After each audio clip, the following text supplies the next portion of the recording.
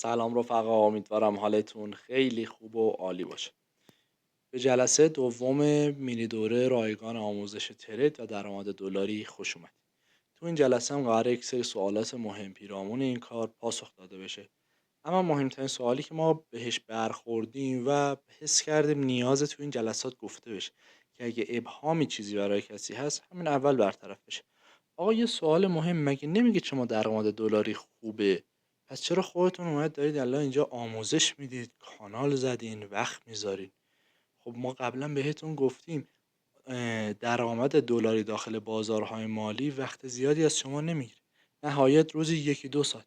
یه نفر گفته خب چرا 24 ساعت وقت نمیذارین که درآمد بیشتری کسب کنین؟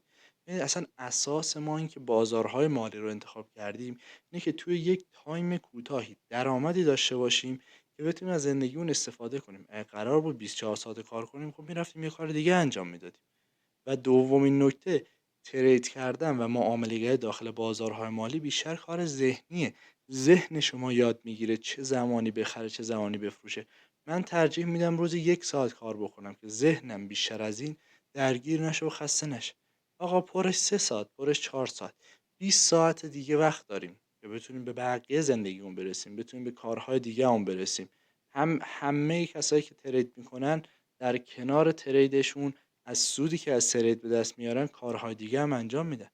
چون وقت زیادی ترید از آدم نمیگیره، انرژی زیادی قرار نیست بگیره که نتونیم برای کارهای دیگه وقت بذاریم.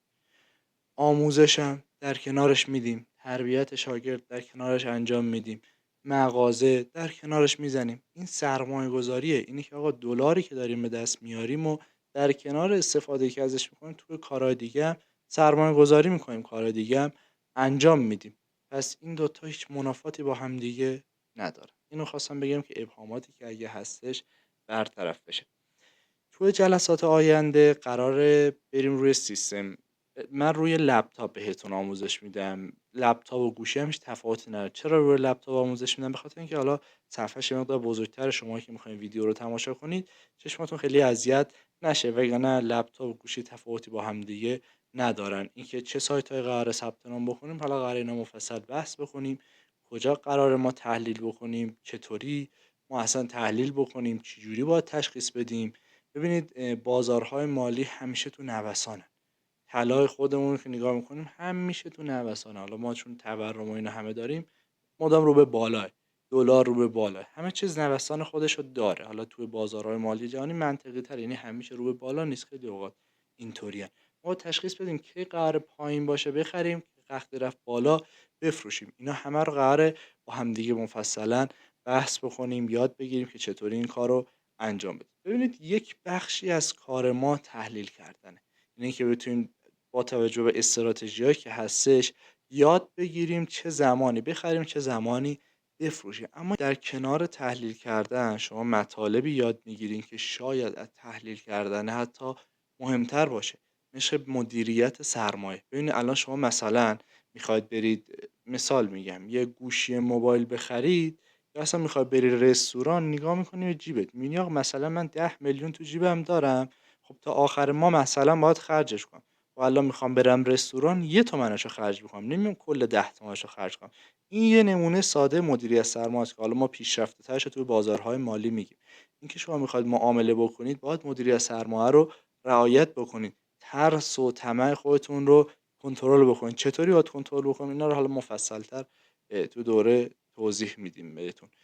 این مسائلی هستش که شما کنار تحلیل کردن باید یاد بگیرید. مثل یک مهارت، به قول گفتم مثل یک مکانیکی میمونه. شما یه جا ابزارا رو میشناسین، یه جا وسایلی که تو خود ماشین هست رو میشناسین، کار کردن با اینا رو میشناسین، انواع ماشین ها رو میشناسین.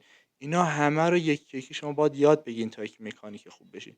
توی بازارهای مالی هم اگه دوست دارین درآمد خوب و مستمری داشته باشین، این مهارت ها رو باید کامل یاد بگیرین. آقا چطوری تحلیل بکنم، چطوری مدیریت سرمایه بکنم، چیکار کنم ضرر نکنم. اینا همه رو قراره با هم دیگه مفصلا یاد بگیریم. این جلسه احتمالا خیلی طولانی نشه، در حد همین 5-6 دقیقه‌ای که صحبت کردیم.